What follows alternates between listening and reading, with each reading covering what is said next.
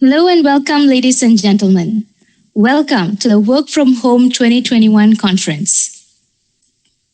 So nice to have you all on board with me today. And today, the topic of discussion for the next 30 minutes is going to be cloud security threat actors. So, for the next 30 minutes, we're going to be talking about cloud environment, and also why threat actors love to target the cloud environment, and also how to keep ourselves as safe as possible from all kinds of targeting and attacks. So let's get going. So first, a little bit about me. My name is Priyanka Jayakumar. I am a cybersecurity consultant in Cybertronium, and my forte, as you can see over there, I'm a cyber threat hunter and a forensics investigator.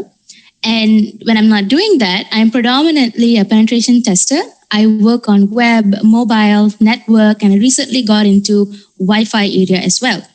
And when I'm not doing that, I'm also blog on cybersecurity issues, right? I'm a cybersecurity blogger. And for this role, I've received 2 awards so far. One was last year, Top 13 ASEAN LinkedIn Security Influencers 2020. And the other one was just early this year, I think in January. I got awarded as the Cybersecurity Blogger of the Year 2021, the gold winner for the ASEA region. Other than that, I'm also a trainer for Global A certifications. They're pretty much certification courses. We have CPT, which is a Certified Penetration Testing course. CSOC stands for Certified SOC Analyst. And CCTI stands for Certified Cyber Threat Intelligence Analyst. So I'm a trainer for all those certification courses. And other than that, I'm also a speaker in cybersecurity conferences, and I often give talks across the ASEAN region as well. And below there, those are my credentials as to where I stand in terms of certifications. Now let's get going. Why cloud environments are ideal targets? Let's talk about the why first, right? Because today our focus is the cloud environments, and we know that a lot of threat actors have shifted their attention to the cloud environment. So let's understand why. Reasons are very simple, guys. Now, more and more organizations are moving to cloud environments because cloud environments are the new it thing, and a lot of people are moving towards this solution not knowing of the consequences. So naturally, when a lot of people move to a particular solution, that is where threat actors will create havoc, right? And naturally so, because cloud environments contains large, valuable, and sensitive data, especially because there's this myth, right, that cloud is very secure compared to at least traditional alternatives. So naturally, if this is your conception, which is a misconception, if this is your understanding, naturally organizations will put up all kinds of sensitive data online in the cloud. But this is a wrong idea, understanding that cloud is secure. Why do I say so? Look at the third point. It says best practices surrounding cloud security and incident response is still being experimented, which means it's still vague, it's still ambiguous. We don't have a definitive, a solid, a concrete best practice guide just yet. We are still experimenting it. We're trying to improve it. We're trying to make it better. But do we have the final solid solution? No, far from that actually. I wouldn't say that, right? Next, let's understand who is targeting cloud systems today. Number 1, we have cyber criminals. Cyber criminals are pretty much criminals who create havoc in the surface web, and whatever resultant data that they get from the surface web, they take it to the dark web. They are heavily associated to the dark web. Now, we will talk about that more in the upcoming slides. But number 2, let's talk about financially motivated criminals. This is the second type of group of people who love to target the cloud systems. Now, financially motivated criminals, they are a subtype of cyber criminals, but the end game, their main motive in their mind is money. Money is in their mind. They don't really care for anything else. And because they only go after financial reasons, they are rarely ever associated with any particular threat actor group or an organization. They are just a bunch of opportunists, right? They will try to attack as many cloud systems as possible to try and gain access and then try to, manipulate things from there on. But they are just a bunch of opportunists. They'll try to hit as much as possible. If they gain access, then, well, it's your big payday. And because they're just trying to cast a wider net, right? It's nothing specific, nothing really targeted per se of an organization. They normally automate their attacks just so that to get that broader, that wider target audience, right? Number 3, we have nation state actors. Now, this bunch of people, they are pretty much government sponsored or government backed threat actors, meaning every government has their own cyber warfare team or cyber hacking team. Right? The reason they are trying to create, their main motive, the main reason they are groups like this and backed by governments especially is because they are trying to spy on other governments and they're trying to protect themselves or defend themselves or even go on the offensive route with other countries on the cyber front. So when you talk about nation state actors, why do they target cloud systems? As I said, it's mainly to spy. Is for cyber espionage purposes, right?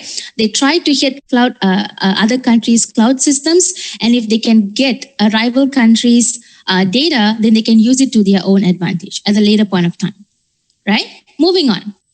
We spoke about cyber criminals being heavily associated with the dark web, right? Because pretty much whatever they do on the surface web, eventually they end up in the dark web. And who carries them down to the dark web? Often than not, it's the cyber criminals. So, what is the reputation of cloud environment in the dark web? Let's look at a few things, right? There's a thriving market for cloud targeted services and accounts on underground forums and markets, which means business is booming in the dark web, right? Cloud environment has a really good reputation in the dark web, right? Especially in underground forums and markets. Let's look at why.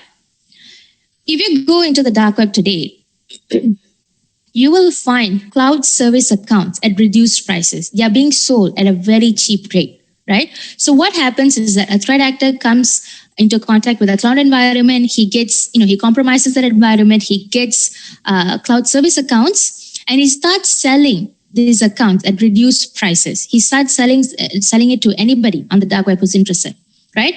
You have case number 1 there. In a Russian language forum, it was found that it's somebody in there, one of the threat actors or one of the hackers in there, they were offering an unlimited monthly service for a large public cloud service that was cheaper, way cheaper than the public sale price. And in another case, another different group, they were found selling access keys to another large public cloud service for as little as $15 each, which is dirt cheap, in other words, right? Because they pay such little amount of money, but once they get into those compromised cloud service accounts, the data they can find in there and what they can do with the data, the impact is huge, right? It cannot be explained. And it's not something that is static. It's very dynamic. Attacks can become dynamic, hackers can become creative, and definitely they're going to bring in more money. They're going to generate a lot of revenue for themselves compared to this $15 that they initially put in place, right? Why? Threat actors use cloud infrastructure for their malicious activities. We will talk about this particular point over and over in multiple places as we continue with the session. They mainly use, once you compromise a cloud infrastructure, threat actors will try to take advantage as max as possible. They'll try to max it out, their state. How do you maximize the fact that you're already inside a cloud environment? And they'll turn it into their malicious activity campaign, or they'll start to perform their own campaigns in there. Moving on. The second thing you can find in the dark web, assistance in penetrating specific cloud hosted accounts. Now, let's say I'm a hacker and I come into contact with a cloud hosted account, which I don't know how to breach or I don't know how to penetrate. Then what I can do is I can go into the dark web to my community, and it's like a discussion forum in there where I can put up my query, and ask questions, ask for help, ask for feedback from other people, especially the experienced hackers, right? You can definitely find help. So you'll be finding help in assisting you in penetrating this kind of accounts. Case number one. It was found in the dark web that there was a platform that connected both English and Russian speaking hackers. And in this platform, somebody posted a link to bypass a utility to access personal accounts on a large public cloud platform. Number one, that's case number one. Case number two, a threat actor or a hacker was found offering steps for exploiting a public cloud services ID, and they included a script that the hacker was selling on the forum, which means it's a step-by-step documentation on how to exploit this particular public cloud service ID, which is free. And then they include a script which you need to pay for, which is also probably cheap. So you pay the little amount of price, you get both of it going. And just like that, you have compromised a cloud hosted account. Case number three, threat actors were found selling cloud computing resources. Moving on, free and paid tutorials is a hit in the dark web. So example, right? This is a scenario. I am a rookie threat actor. Okay, I'm a rookie hacker. And I want to explore cloud environment. I want to learn how to breach cloud environment. But obviously, I need to start somewhere, right? I don't know what to do. For scenarios like this, threat actors offer free and paid tutorials. When I speak about tutorials, this can either be videos made by the more experienced threat actors, where they walk you through step by step. Every single process, they record it for you and to show you how to use it, right? It's either through videos, or another version of tutorials can also be very elaborate documentation, right? Detailed steps with screenshots, which is going to cause no confusion on the rookie side, right? Anybody who buys it, whether it's free or paid, if you're going to buy it, you buy or you get it for free, you will learn how to bypass or how to get into a cloud environment successfully. When you talk about tutorials, they're mostly revolving around how to use cloud computing credits or stolen credit cards to open accounts on popular cloud services and then use them for malicious purposes. Naturally, because these guys are bad people with bad intentions, right? Moving on.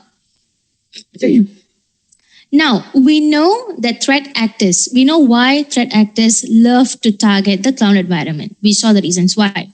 We saw who likes to target the cloud environment. And we also saw what is the reputation of the cloud environment or the cloud assets in the dark web, which is a big hit. Now, if it is such a big hit, where do threat actors start in the first place? What is the infection vector of choice? Because cloud environment is a huge environment and there's a lot of components working together, right?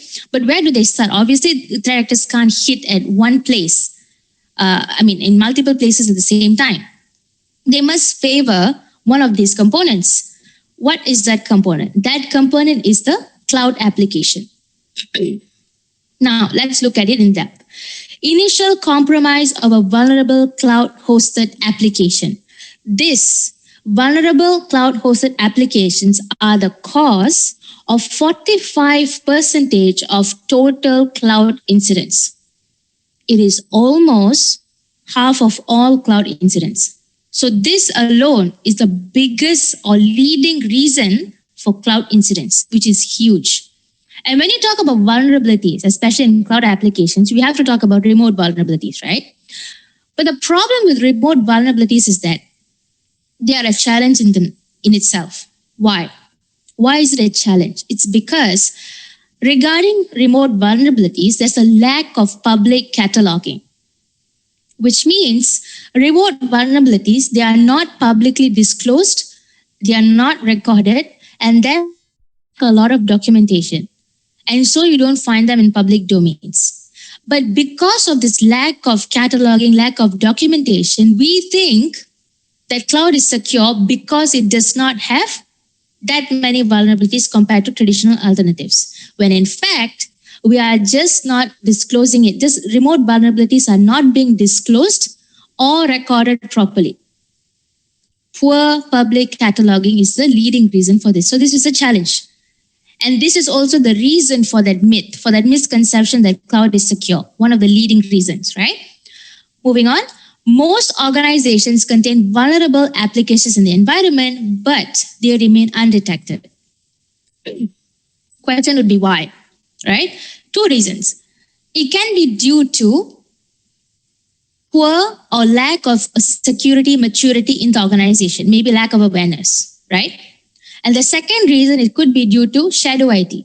Shadow IT is where, let's say, an employee, they go against that organization's IT department, goes against or goes outside of the approved channels or tools that can be used within the organization. And maybe this employee chooses to use a particular cloud application, but they don't know it's vulnerable. And when this employee uses this vulnerable web cloud application, the entire organization, the entire environment is at risk. That is shadow IT. Second reason is cross-cloud compromise. This is where threat actors infect one cloud environment, and from there, they try to move laterally to other cloud environments or other clouds and in additional environments by manipulating the trusted connection.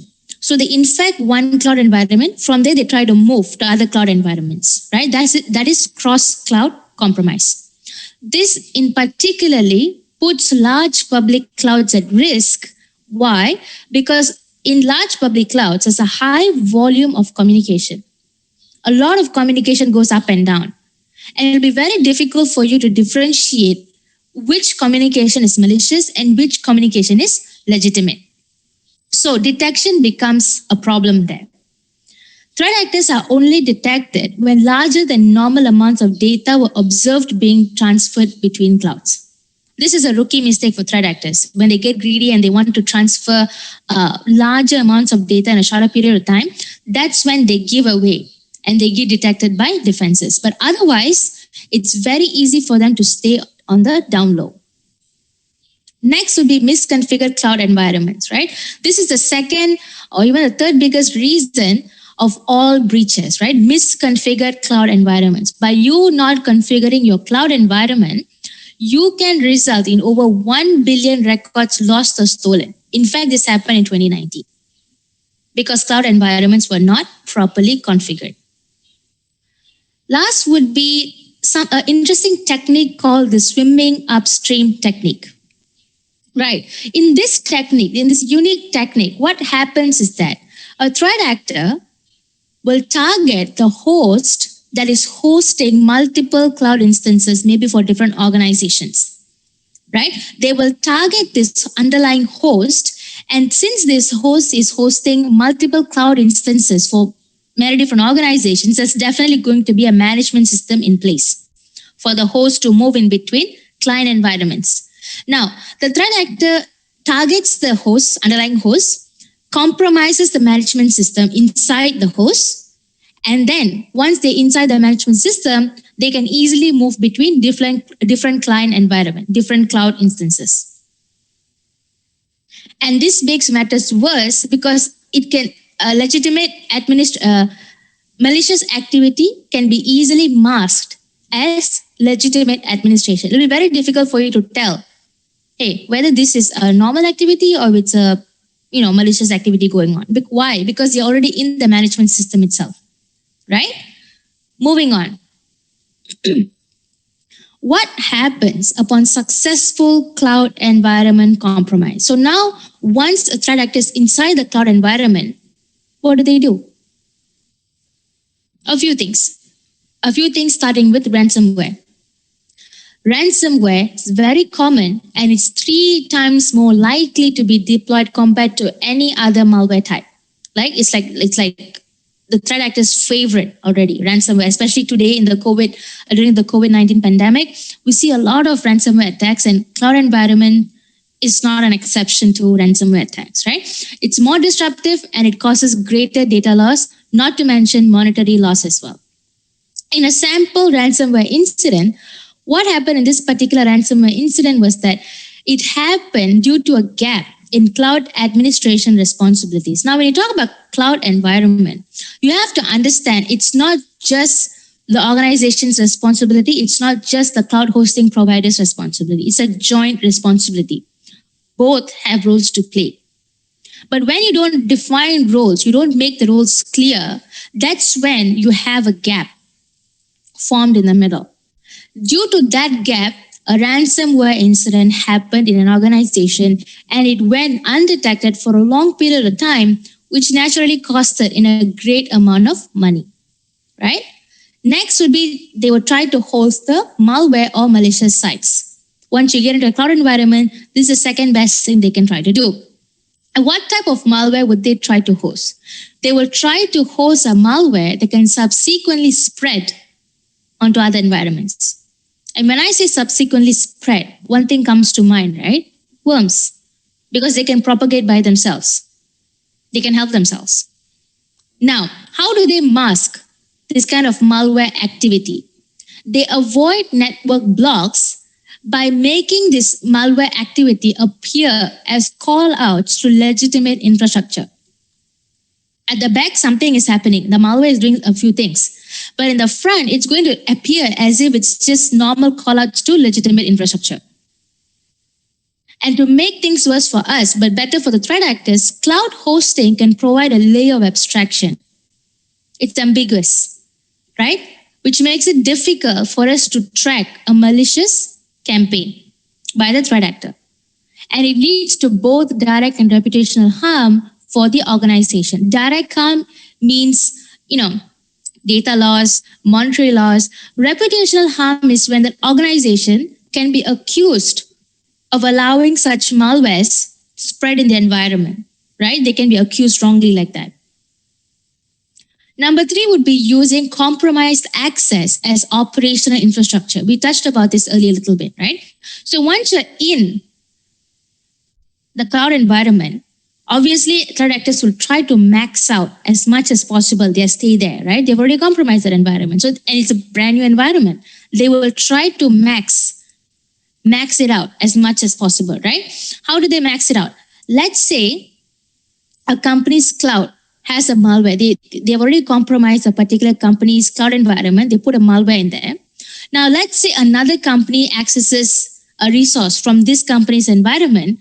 Now, it's 2 times the harm and risk, which is good news for the hacker because he gets double fold his prize money or his end game. But for us, the good guys, we lose out, right? Moving on, obviously data theft. The moment anything is compromised, the first thing that is put at risk is data, right? Data theft. It can be either exploited or sold in underground marketplaces. When I say exploited, there are some threat actors who go after particular organizations, targeted or not targeted, they go after organizations, and the data that they get at the end of the day, they will take it for themselves, for them to go and exploit by themselves. Whatever they do, it's only for them. But the more lazy or the more common thing, the common consequence of data theft is that it's going to be sold in underground marketplaces, right? You don't have to put in much effort. You just have to go and sell it to the underground marketplace. It'll generate income for you as a hacker, right? So some of the data that they can get from the cloud environment is PII, your personally identifiable information. You have credit card numbers, you have client-related emails, and etc. Right? Among a lot of things, these are the few highlighted ones. Next would be crypto mining. Crypto mining is becoming a new hit with threat actors, right? So once they get into a cloud environment, they put crypto miners in place. Why? To quickly monetize illicit access. And they take advantage of cloud environment for malicious campaign. And it impacts on-prem cloud environments and external public clouds. Now, when you talk about on-prem cloud environment, this can result in increased electricity cost. It can degrade hardware faster, and it can affect performance level in organizations. And certain sectors like financial sectors, they can't afford to lose their performance level. It's critical for them to keep the operations going, right? When you talk about external or public clouds, in this particular scenario, this is where you'll observe an increased charges due to higher data usage and slower response times due to slower processing power. So these are the two different effects you will see, right, due to crypto mining in different environments. Example, crypto mining incident. A cloud server was infected the crypto miner that subsequently attempted to spread laterally to connected machines, which brings me to my last point, lateral spread. Naturally, right? You get into a cloud environment, you infect, initial infection. From there, how do you move? Horizontally, vertically, but you need to move. Otherwise, you will not cover a lot of base. So from initial infection to other parts of the cloud environment or onto endpoint boxes to users who access cloud resources. But the problem here is the lateral spread does not just stop at the cloud environment level. It goes one step down to internal network space, which means the company's internal network area as well, which is bad news for us, but good news for the hackers because they can play even more. Their playing space becomes wider, right? Example, lateral movements. One of the lateral movements, it was seen being done through SSH brute forcing, where it affected external local machines accessing the cloud. In another incident, lateral movement happened with Exim worm. I think we all know about this by now, right? The world famous Exim worm. It's actually Linux-based worm that took advantage of Exim servers, or it spread through Exim servers by exploiting a remote vulnerability, a particular remote vulnerability. And its main goal, its end goal is to drop a cryptojacking malware. So these are all the possible things threat actors can do and have done so far once they have compromised a cloud environment. Next. So we all know that threat actors' focus has slowly been shifting to the cloud environment. We know that's a fact, right? And so we are also, the good guys are also trying to increase or better improve our defenses as well. So this is now a problem to threat actors. So they have to up their game. And how have they upped their game? They have done it by making their malwares more creative, more robust, more adaptive to the cloud environments, right? The first type of malware is a malware that uses cloud environment to scale in terms of operations or to scale in terms of attacks. Either way will work, right? This is where malware operators will try to ramp up operations and potentially gain significant profits with just a single compromise, which means they will target and hit one place where they can squeeze the maximum out of it, right? One compromise is enough for them to get more than enough, right? Example is DemonBot. DemonBot is a Linux-based bot that was found back in October 2018. And all DemonBot does is it targets cloud servers running Hadoop. Because in Hadoop, there's a vulnerability that exists in Hadoop's resource management tool, which DemonBot exploited, right? In a particular incident that happened a few years back, an organization found an instance of DemonBot in their cloud environment. How? They observed that the billing and the resource usage had increased. So this gave a way for them to go investigate why. Why is the resource usage and the billing increased suddenly? So when they did their digging, they ended up finding a DemonBot instance in their cloud environment. And good for them, they found it in the right time because upon inspection of this DemonBot instance, they found that the primary function of that particular instance was to create denial of service attack, a DOS attack. So this particular organization were lucky enough when they found that particular instance of DemonBot in their cloud environment, right? Next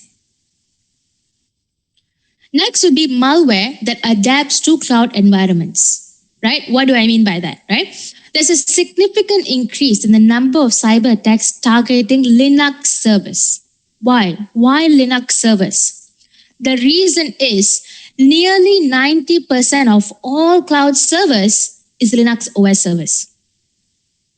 So naturally, threat actors are going to go after Linux servers because they are abundantly found in the cloud space. For example, Chinese affiliated Pacha Group. This is a threat actor group. They are affiliated with the Chinese government.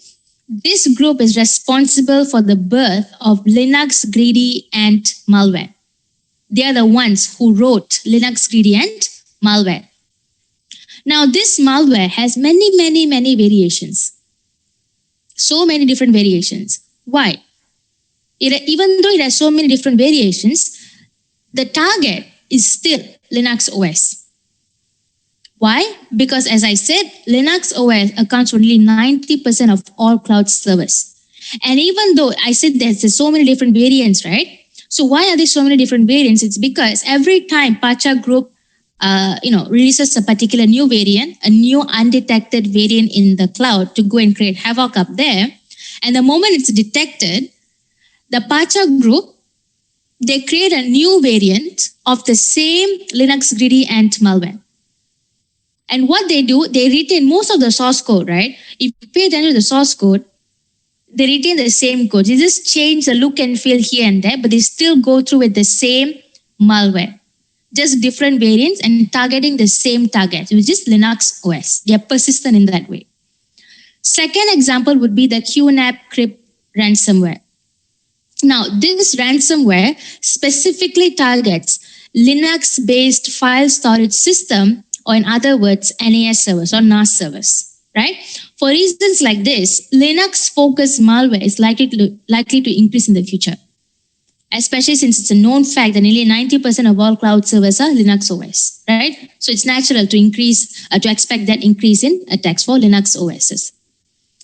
Third type of malware are the malware that uses cloud environments for operational infrastructure. We spoke about this earlier already. Once a threat actor has gotten into a cloud environment, they will try to max out whatever they can do using that compromised cloud environment, they will do. And in terms of malware, they will go for malware. They will create malware that can help them use the infrastructure for their campaigns. Who uses this kind of malware? Normally organized crime and nation state attacks. For these kind of purposes, this kind of malware will be very useful. Now, example, we have RockRat over there. RockRat is a remote access tool, a RAT, right? And this tool is heavily associated with that particular threat actor, ITG10, aka PD37 or StarCraft. Now, this malware, this RAT, right, remote access tool, they heavily target South Korea victims, right? They specifically target South Korea victims or targets, right? And overall, this type of malware presents a big detection problem because, like I told you, once a malware is in the cloud environment and it's doing a whole bunch of things, right? It's very easy to mask malicious activity or the malware activity that it's trying to do. You can make it appear as if legitimate call outs, or you can make it look as if it's a legitimate administration activity that's going on. So it's very difficult for you to tell whether this is a malicious activity that's going on or it's a legitimate activity. You will not even doubt there is something funny going on unless the threat actors gives themselves away, right? Like maybe they're transmitting huge number of data across clouds. Yes, then they will give themselves away. Otherwise, no. Moving on, let's talk a little bit about cloud security strategy. We saw about all the problems and we saw also how threat actors are getting better and better every day, which only means we need to secure ourselves as best as possible. Now, before you get into a cloud environment, you're preparing for a safe cloud environment, what are the things you should keep in mind? Number one, form a plan. Think through and come up with a well-thought plan. Build security controls that can give you more control, more visibility of what's going on in the cloud environment. And consider criticality and sensitivity of operations. Ask yourself, as an organization, do you need this particular component in the cloud? Is there any other better way to go about it? What are the security aspects in place in the cloud? Will I have control over these few activities? Ask yourself all these kind of questions and then make decisions from there. Next, if you can find a comprehensive security services that's going to give you visibility, can give you more control over cloud environments, go for it. Second, proactive simulation. Instead of being reactive and reacting to an attack after it has happened and then you reacting to it, simulate certain kind of scenarios, expected and unexpected security events. Simulate those events, predicted and unpredicted events. Simulate those events and teach yourself how would you react to those events. Are your policies in place? Do you have correct skill set to deal with this kind of attacks? Ask yourself these kind of questions. And if you have internal playbooks, this is a good time for you to exercise your internal playbooks and also review your standard operating procedures. If you see there's a gap and they can be better improved, then do that. Also take advantage of tactical information such as IOCs, indicators of compromise, so that they can support threat intelligence driven response. Because today, to be honest, that is where the world is moving to, right? TI, threat intelligence driven response. Next would be to prevent policy dead spots. When you talk about policy dead spots, you mainly talk about sharing of responsibility. I told you the cloud environment, when you talk about cloud environment, it's not just one person's problem. It's not just the organization or it's not just the cloud hosting provider. You have both involved in this, especially when you talk about protection of cloud environment. Both have equal parts, right? Both organization and cloud hosting providers, they have their own roles, which you need to make crystal clear, no confusion, no hesitation, no whatsoever. You need to be sure what you need to do, right? You need to know who does what and does it when, right? This kind of question needs to be answers so that you can prevent incidents resulting from policy gaps. Just like the ransomware incident that we discussed earlier, you can prevent that if only you didn't have dead spots in your policies. It promotes for more efficient detection and incident response, right? Moving onward, apply best practices, at least as best as possible that you can find today. So today, whatever best practices are there, make sure you adhere to those kind of practices, right? When you talk about best practices, multi-factor authentication is a best practice any day. Reason being, let's say your cloud application's credentials, let's say your credentials are stolen or breached, right? In another attack, in a separate attack somewhere. But those stolen credentials, those breached credentials, you use those same credentials for a particular cloud application, which means threat actors technically have your credentials. But if you have multi-factor authentication in place, even if a threat actor is trying to use your credentials to log into, say, a particular cloud application, because you have multi-factor authentication in place, they can't get a hold of the PIN or the access code or the email that's going to come your way, right? So technically your multi-factor authentication is going to give you an extra added layer of protection when it comes to unauthorized access. Next, you have privileged account management or PAM. Don't really need to say about this much because I think we all know the significance of privileged account management, especially in the cloud environment, right? And also consider using zero trust model. Next, monitor and log. Make sure you have done sufficient monitoring and logging. Why? Why is it so important? Because enough monitoring and logging, sufficient monitoring and logging can give away cloud sprawling, third-party access, and unexpected outages. It can even help you with detecting malware and the first sign of an attack. And best part of it all, if you have enough monitoring, if you're monitoring your cloud environment and you are logging all kinds of security events happening in there, then that can also help you with forensic investigation of malicious activity. Let's say your cloud environment at a later date is been compromised. Because you have monitoring and logging in place, that is going to help the forensic investigators to come and understand what has happened, right? Next would be threat intelligence. Like I said, threat intelligence is a booming sector in cybersecurity. Like it's blooming very beautifully. And threat intelligence is going to help you in what sense? Threat actors are evolving in TTPs with new capabilities, right? Every day, threat actors try to come up with new technique, tactics, and procedures, and with new capabilities. You cannot be manually sitting and watching every single threat actors and keeping up with their TTPs, right? It's almost impossible if you're going to do it alone. But threat intelligence can help you keep up with this piece of essential information. Why? Because it monitors changes in targeting. Or it can also capture the way threat actors have changed the way they are targeting victims or assets. And implementing threat intelligence can help implement effective defenses, especially with the help of IOCs, indicators of compromise, right? Moving on. Now let's talk a little bit about cloud security strategy in case you have an incident that has happened in your cloud environment. How do you respond to this kind of incidents, right? Number one, don't re-image, redeploy, right? So let's say you have a compromised cloud environment, right? Your cloud environment is compromised. Now, if you straight away go and terminate that instance, valuable forensics artifacts can be lost.